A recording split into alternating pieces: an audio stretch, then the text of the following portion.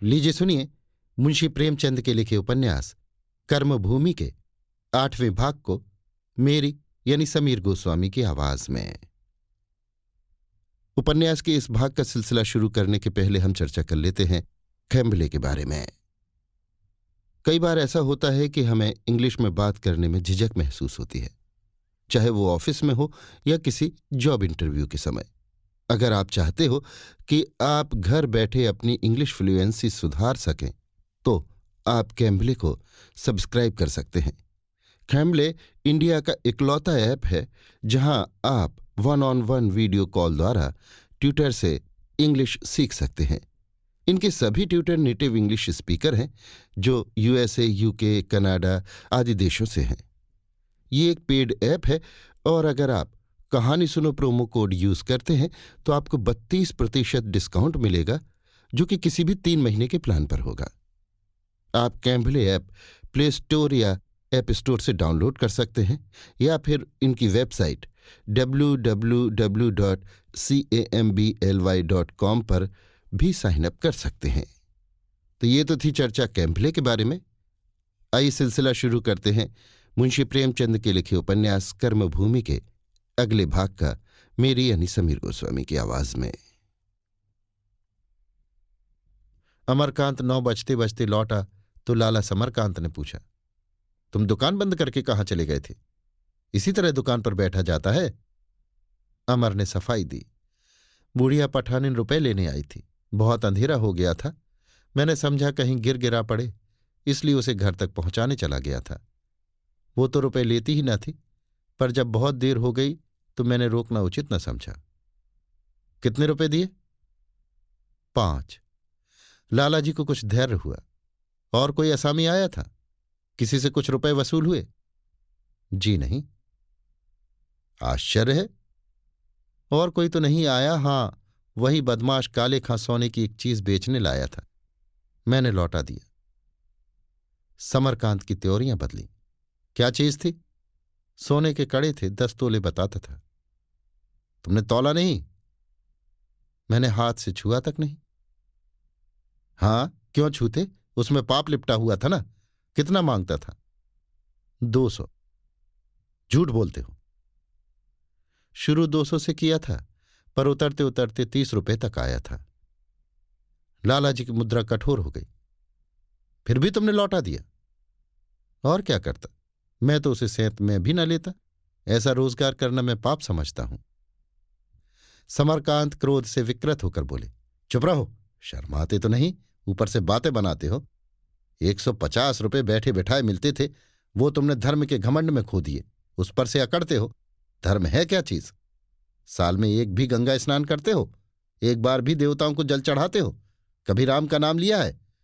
जिंदगी में कभी एकादशी या कोई दूसरा व्रत रखा है? कभी कथा पुराण पढ़ते या सुनते हो? तुम क्या जानो धर्म किसे कहते हैं? धर्म और चीज है, रोजगार और चीज। छी, साफ 150 फेंक दिए।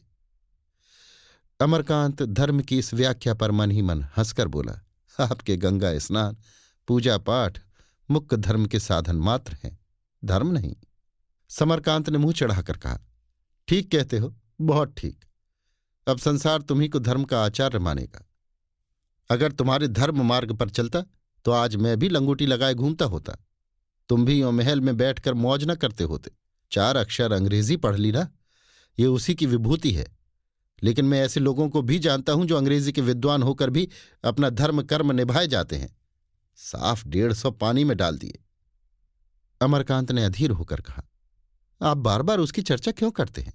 मैं चोरी और डाके के माल का रोजगार न करूंगा, चाहे आप खुश हो या नाराज। मुझे ऐसे रोजगार से घृणा होती है। मैं अपनी आत्मा की हत्या नहीं कर सकता। तो मेरे काम में वैसी आत्मा की जरूरत नहीं।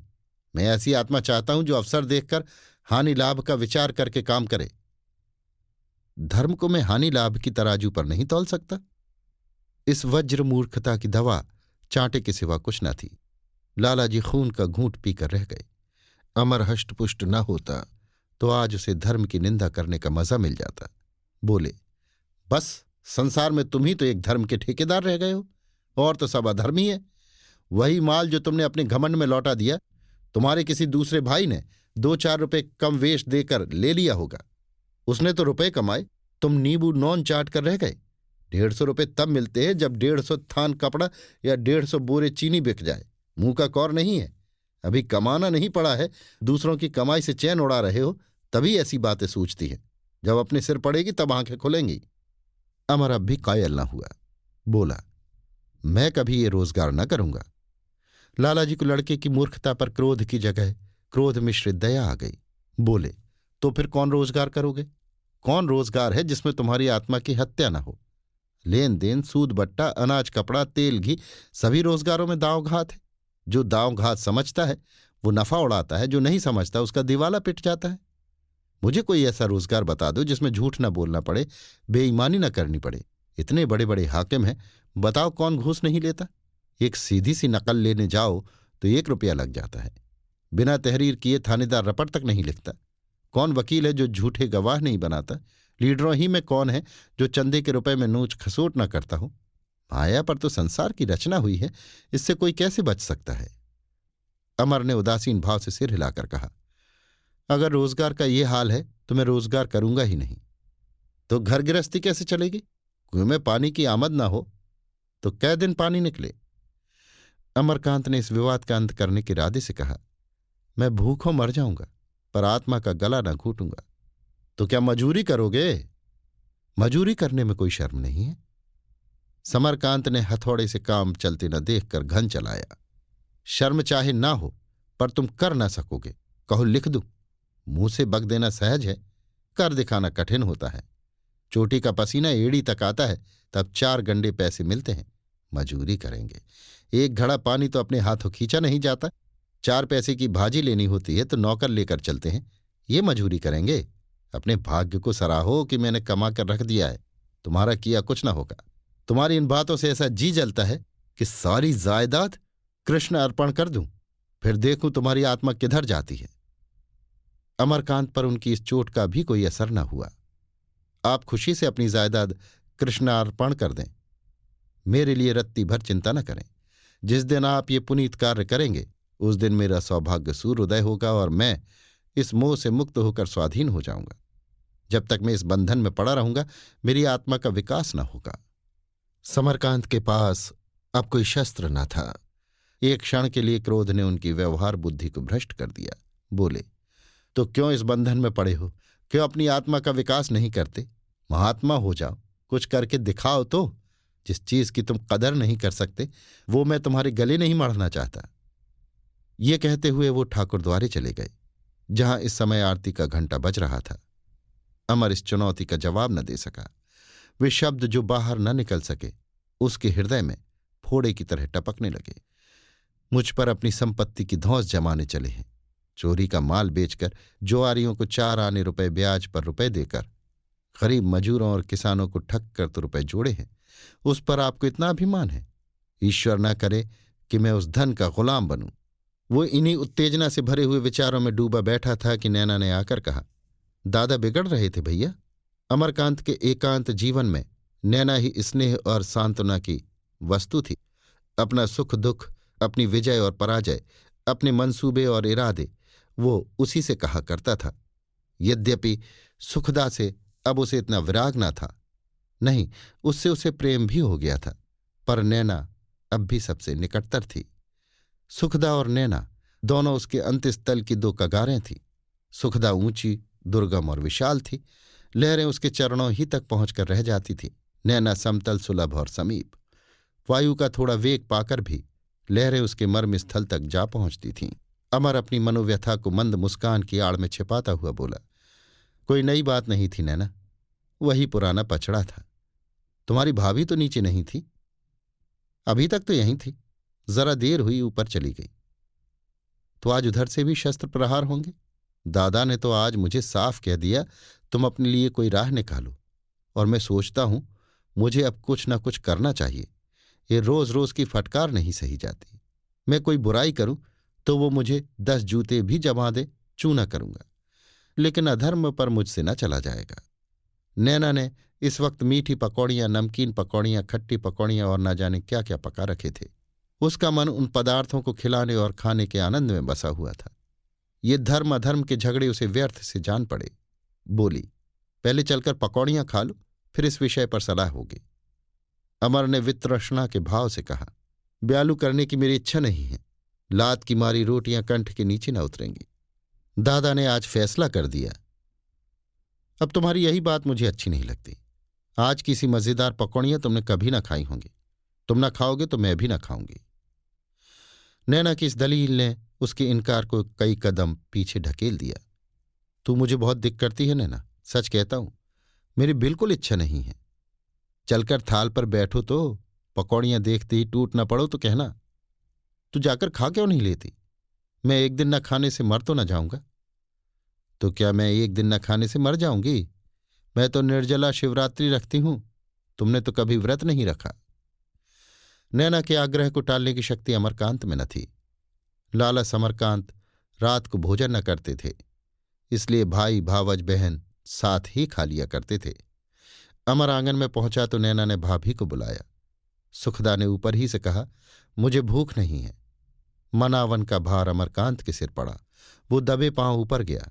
जी में डर रहा था कि आज मुआमला तूल खींचेगा, पर इसके साथ ही दृढ़ भी था, इस प्रश्न पर दबेगा नहीं। ये ऐसा मार्मिक विषय था जिस पर किसी प्रकार का समझौता हो ही नहीं सकता था। अमरकांत की आहट पाते ही सुखदा संभल बैठी। उसके पीले मुख पर ऐसी करुण वेदना झलक रही थी कि एक क्षण के लिए अमरकांत चंचल हो गया। अमरकांत ने उसका हाथ पकड़कर कहा, चलो भोजन कर लो, आज बहुत देर हो गई। भोजन पीछे करूंगी, पहले मुझे तुमसे एक बात का फैसला करना है। तुम आज दादाजी से लड़ पड़े। दादाजी से मैं लड़ पड़ा या उन्होंने मुझे अकारण डांटना शुरू किया? सुखदा ने दार्शनिक निरपेक्षता के स्वर में कहा, तो उन्हें डांटने का अवसर ही क्यों देते हो? मैं मानती हूं कि उनकी नीयत तुम्हें अच्छी नहीं लगती, मैं भी उसका समर्थन नहीं करती, लेकिन अब इस उम्र में तुम उन्हें नए रास्ते पर नहीं चला सकते। वो भी उसी रास्ते पर चल रहे हैं जिस पर सारी दुनिया चल रही है। तुमसे जो कुछ हो सके उनकी मदद करो। जब वो ना रहेंगे उस वक्त अपने आदर्शों का पालन करना, तब कोई तुम्हारा हाथ ना पकड़ेगा। इस वक्त तो तुम्हें अपने सिद्धांतों के विरुद्ध भी कोई बात करनी पड़े तो बुरा ना मानना चाहिए। उन्हें कम से कम इतना संतोष तो दिला दो कि उनके पीछे तुम उनकी कमाई लुटा न दोगे। आज तुम दोनों जनों की बातें सुन रही थी, मुझे तो तुम्हारी ज्यादती मालूम होती थी। अमरकांत उसके प्रसव भार पर चिंता भार ना लादना चाहता था, पर प्रसंग ऐसा आ पड़ा था कि वो अपने को निर्दोष सिद्ध करना आवश्यक समझता था। बोला, उन्होंने आज मुझसे साफ साफ कह दिया, तुम अपनी फिक्र करो, उन्हें अपना धन मुझसे ज्यादा प्यारा है। यही कांटा था जो अमरकांत के हृदय में चुभ रहा था। सुखदा के पास जवाब तैयार था। तुम्हें भी तो अपना सिद्धांत अपने बाप से ज्यादा प्यारा है, उन्हें तो मैं कुछ नहीं कहती। अब 60 बरस की उम्र में उन्हें उपदेश नहीं दिया जा सकता। कम से कम तुमको ये अधिकार नहीं है। तुम्हें धन काटता हो, लेकिन मनस्वी वीर पुरुषों ने सदैव लक्ष्मी की उपासना की। संसार को पुरुषार्थियों ने ही भोगा है और हमेशा भोगेंगे। त्याग गृहस्थों के लिए नहीं, सन्यासियों के लिए है।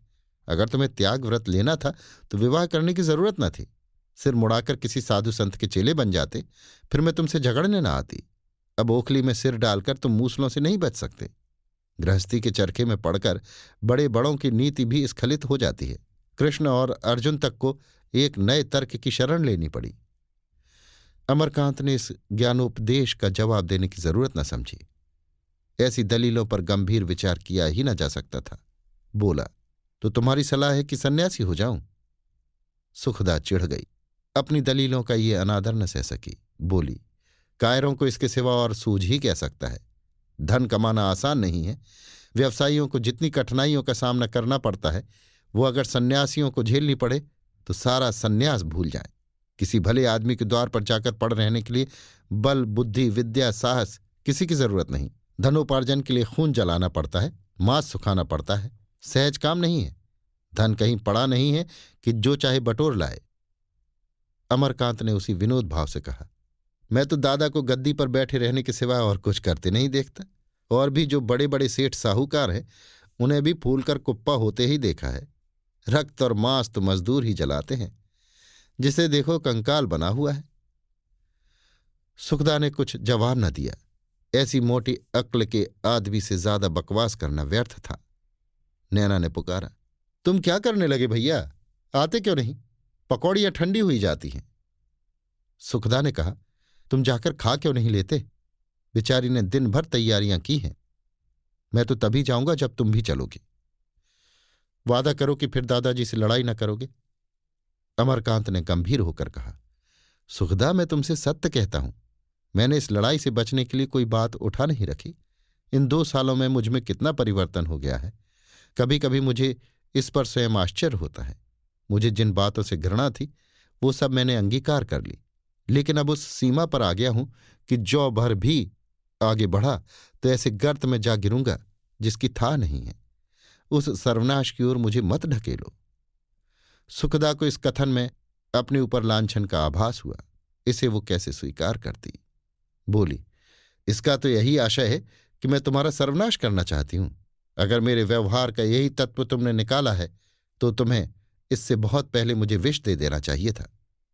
अगर तुम समझते हो कि मैं भोग विलास की दासी हूं और केवल स्वार्थवश तुम्हें समझाती हूं तो तुम मेरे साथ घोरतम अन्याय कर रहे हो। मैं तुमको बता देना चाहती हूं कि विलासनी सुखदा अवसर पड़ने पर जितने कष्ट झेलने की सामर्थ्य रखती है उसकी तुम कल्पना भी नहीं कर सकते। ईश्वर वो दिन न लाए कि मैं तुम्हारे पतन का साधन बनूं। हाँ, जलने के लिए स्वयं चिता बनना मुझे स्वीकार नहीं। मैं जानती हूं कि तुम थोड़ी बुद्धि से काम लेकर अपने सिद्धांत और धर्म की रक्षा भी कर सकते हो और घर की तबाही को भी रोक सकते हो। दादाजी पढ़े लिखे आदमी हैं, दुनिया देख चुके हैं। अगर तुम्हारे जीवन में कुछ सत्य है तो उसका उन पर प्रभाव पड़े बगैर नहीं रह सकता। आए दिन की झोंक से तुम उन्हें और भी कठोर बनाए देते हो। बच्चे भी मार से जिद्दी हो जाते हैं। बूढ़ों की प्रकृति कुछ बच्चों ही सी होती है। बच्चों की भांति उन्हें भी तुम सेवा और भक्ति से ही अपना सकते हो। अमर ने पूछा, चोरी का माल खरीदा करूं? कभी नहीं। लड़ाई तो इसी बात पर हुई। तुम उस आदमी से कह सकते थे दादा आ जाए तब आना। और अगर वो ना मानता, उसे तत्काल रुपए की जरूरत थी। आपद धर्म में भी तो कोई चीज है। वो पाखंडियों का पाखंड है। तो मैं तुम्हारे निर्जीव आदर्शवाद को भी पाखंडियों का पाखंड समझती हूं। 1 मिनट तक दोनों थके हुए योद्धाओं की भांति दम लेते रहे। तब अमरकांत ने कहा, नैना पुकार रही है। मैं तो तभी चलूंगी जब तुम वादा करोगे। अमरकांत ने अविचलित भाव से कहा, तुम्हारी खातिर से कहो, वादा कर लूं, पर मैं उसे पूरा नहीं कर सकता। यही हो सकता है कि मैं घर की किसी बात से सरोकार न रखूं। सुखदा निश्चयात्मक रूप से बोली, ये इससे कहीं अच्छा है कि रोज घर में लड़ाई होती रहे। जब तक इस घर में हो, इस घर की हानि लाभ का तुम्हें विचार करना पड़ेगा। अमर ने अकड़कर कहा, मैं आज इस घर को छोड़ सकता हूं। सुखदा ने बम सा फेंका, और मैं? अमर विस्मय से सुखदा का मुंह देखने लगा। सुखदा ने उसी स्वर में फिर कहा, इस घर से मेरा नाता तुम्हारे आधार पर है। जब तुम इस घर में न रहोगे तो मेरे लिए यहां क्या रखा है? जहां तुम रहोगे वहीं मैं भी रहूंगी। अमर ने संशयात्मक स्वर में कहा, तुम अपनी माता के साथ रह सकती हो। माता के साथ क्यों रहूं? मैं किसी की आश्रित नहीं रह सकती। मेरा दुख सुख तुम्हारे साथ है। जिस तरह रखोगे उसी तरह रहूंगी। मैं तभी देखूंगी तुम अपने सिद्धांतों के कितने पक्के हो। मैं प्रण करती हूं कि तुमसे कुछ न मांगूंगी। तुम्हें मेरे कारण जरा भी कष्ट न उठाना पड़ेगा। मैं खुद भी कुछ पैदा कर सकती हूं। थोड़ा मिलेगा, थोड़े में गुजारा कर लेंगे। बहुत मिलेगा तो पूछना ही क्या। जब एक दिन हमें अपनी झोपड़ी बनानी है तो क्यों ना अभी से हाथ लगा दे। तुम कुएं से पानी लाना, मैं चौका बर्तन कर लूंगी। जो आदमी एक महल में रहता है वो एक कोठरी में भी रह सकता है। फिर कोई धौंस तो न जमा सकेगा। अमरकांत पराभूत हो गया। उसे अपने विषय में तो कोई चिंता न थी, लेकिन सुखदा के साथ वो ये अत्याचार कैसे कर सकता था। खिसियाकर बोला, वो समय अभी नहीं आया है सुखदा। सुखदा सतेज होकर बोली, डरते होगे कि अपने भाग्य को रोएगी? क्यों? अमरकांत झेप कर बोले, ये बात नहीं है सुखदा। क्यों झूठ बोलते हो? तुम्हारे मन में यही भाव है और इससे बड़ा अन्याय तुम मेरे साथ नहीं कर सकते। कष्ट सहने में या सिद्धांत की रक्षा के लिए स्त्रियां कभी मर्दों से पीछे नहीं रहीं। तुम मुझे मजबूर कर रहे हो कि और कुछ नहीं तो इस लांछन से बचने के लिए मैं दादाजी से अलग रहने की आज्ञा मांगू। बोलो। अमर लज्जित होकर बोला, मुझे क्षमा कर दो सुखदा। मैं वादा करता हूं कि दादाजी जैसा कहेंगे वैसा ही करूंगा। इसलिए कि तुम्हें मेरे विषय में संदेह है? नहीं, केवल इसलिए कि मुझ में अभी उतना बल नहीं है। इसी समय नैना आकर दोनों को पकौड़ियां खिलाने के लिए घसीट ले गई। सुखदा प्रसन्न थी। उसने आज बड़ी विजय पाई थी। अमरकांत झेंपा हुआ था। उसके आदर्श और धर्म की आज परीक्षा हो गई थी और उसे अपनी दुर्बलता का ज्ञान हो गया था। ऊंट पहाड़ के नीचे आकर अपनी ऊंचाई देख चुका था। अभी आप सुन रहे थे मुंशी प्रेमचंद के लिखे उपन्यास कर्मभूमि के 8वें भाग को मेरी यानी समीर गोस्वामी की आवाज में।